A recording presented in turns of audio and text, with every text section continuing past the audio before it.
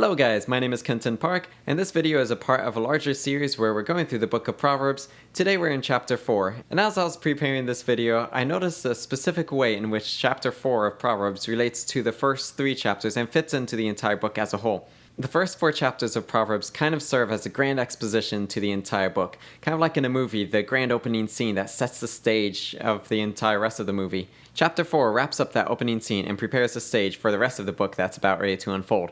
So if we recap on the first 3 chapters, a lot of them was heavily focused on the value of pursuing wisdom. So the first 7 verses of the first chapter talk about why this book is so important to us and why wisdom matters to us. Verses 8 through 19 of the first chapter then talk about the value of our friendships and the people whom we spend our time with. And then the end of chapter 1 talks about the call of wisdom. And so that theme continues throughout chapter 2 and 3, with chapter 3 giving a lot of benefits to the value of wisdom. Chapter 4 takes those same ideas and then wraps them all together and concludes those thoughts. So let's get into the text.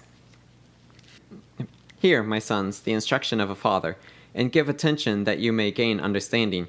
For I give you sound teachings, do not abandon my instructions. When I was a son to my father, tender and the only son in the sight of my mother, then he taught me and said to me, let your heart hold fast my words, and keep my commandments and live. Acquire wisdom, acquire understanding. Do not forget nor turn away from the words of my mouth. Do not forsake her, and she will guard you. Love her, and she will watch over you. The beginning of wisdom is acquire wisdom, and with all your acquiring, get understanding. Prize her, and she will exalt you. She will honor you if you embrace her. She will place on your head a garland of grace, and she will present you with a crown of beauty. Hear, my sons, and accept my sayings, and the years of your life will be many. I have directed you in the way of wisdom. I have led you in the upright path. When you walk, your steps will not be impeded, and if you run, you will not stumble. Take hold of instruction, and do not let go. Guard her, for she is your life. Do not enter the paths of the wicked, and do not proceed in the way of evil men. Avoid it, do not pass by it. Turn away from it and pass on. For they cannot sleep unless they do evil, and they are robbed of sleep unless they make someone stumble. For they eat the bread of wickedness and drink the wine of violence. But the path of the righteous is like the light of dawn that shines brighter and brighter until the full day. The way of the wicked is like darkness. They do not know over what they stumble. My son, give attention to my words. Incline your ear to my sayings. Do not let them depart from your sight. Keep them in the midst of your heart. For they are life to those who find them, and health to all their whole body. Watch over your heart with all diligence, for from it flows the springs of life. Put away from you a deceitful mouth, and put devious lips far from you. Let your eyes look directly ahead, and let your gaze be fixed straight in front of you. Watch the paths of your feet, and all your ways will be established. Do not turn to the right nor to the left. Turn your foot from evil.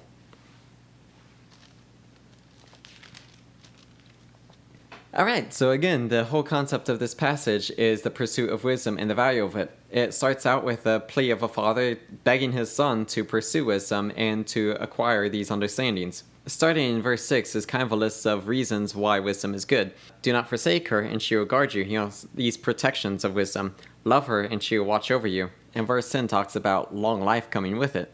So really, all the things we've been reading about from the very beginning. Verse 11 starts to shift, and this is really where we get to that coda feeling, the ending of this opening section of the first 4 chapters. It says, I have directed you in the way of wisdom. I have prepared you. It's like, okay, I've raised you to know understanding. Again, this is a father to his son. So it's like, if you think specifically with the Jewish custom of the bar mitzvah, around 12 years old, they've been raised in the understandings. Now they go through a ceremony where they're like, okay, now you're a man. Now you start taking this responsibility on yourself. And so this is kind of where this is. I have directed you in the way of wisdom. I've taught you. Now it's your turn to apply and to start taking it up for yourself. Verse 14 then starts with these warnings. Do not enter the path of the wicked. Do not proceed in the way of the evil men.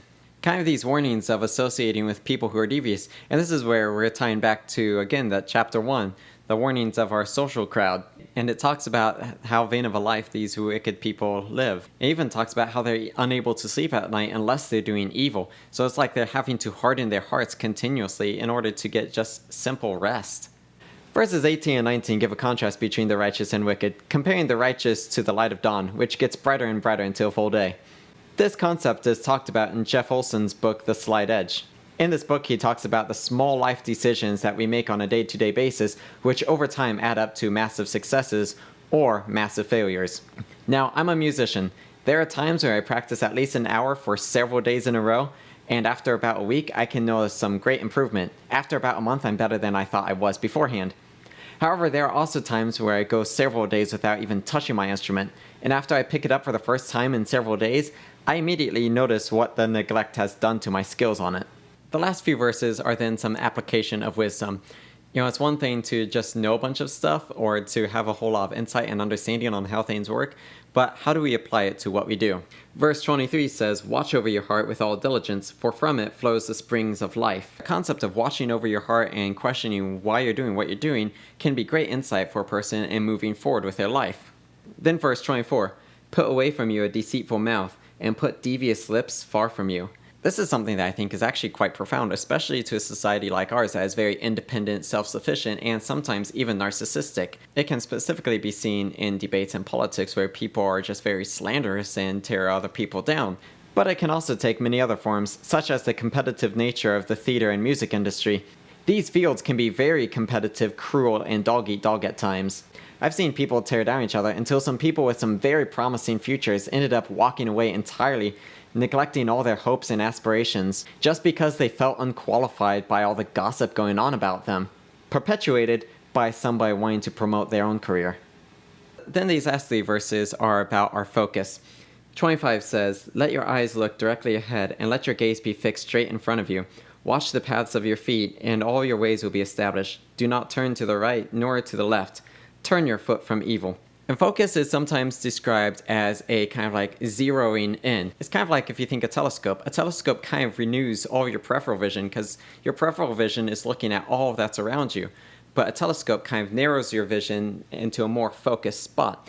And that's what these verses are talking about. Don't be so distracted by everything on the side of you, but focus in on what's directly ahead of you. Just keep going straight and so that you can get better clarity on what's ahead. And it ties us in with what's on the side being wicked temptations that entice us, things that kind of look appealing. It's like, oh, hey, that might be an interesting side quest. Let me kind of indulge in that a little bit. But then it leads us astray and takes our focus off of what is directly ahead of us. That zero-minded focus is actually very important for a lot of people who have success. They have that zero-minded focus. And therefore, they're not distracted and they stay on course. Unlike me playing Skyrim, I think I was like level 50 by the time I finally beat the game. So yeah, that's chapter 4, the end of the opening section of Proverbs. All 4 of these chapters have been heavily focused on pursuing wisdom and listing the benefits and consequences of whether you do or not. Starting next time in chapter 5, we start getting into more of a development stage, where we start taking individual topics and really fleshing those out individually. By that point, the author expects us to have embraced wisdom already, and so now it starts giving us more application to it. So we don't have to focus on no wisdom, no wisdom, no wisdom. We can start being like, okay, now this is how you live your life. So the next section is a really good section. Stay tuned. Go back and review the previous videos. Say through chapter 1 and 4. It's a great opening section to the book. And in the meantime, thanks for watching, and God bless.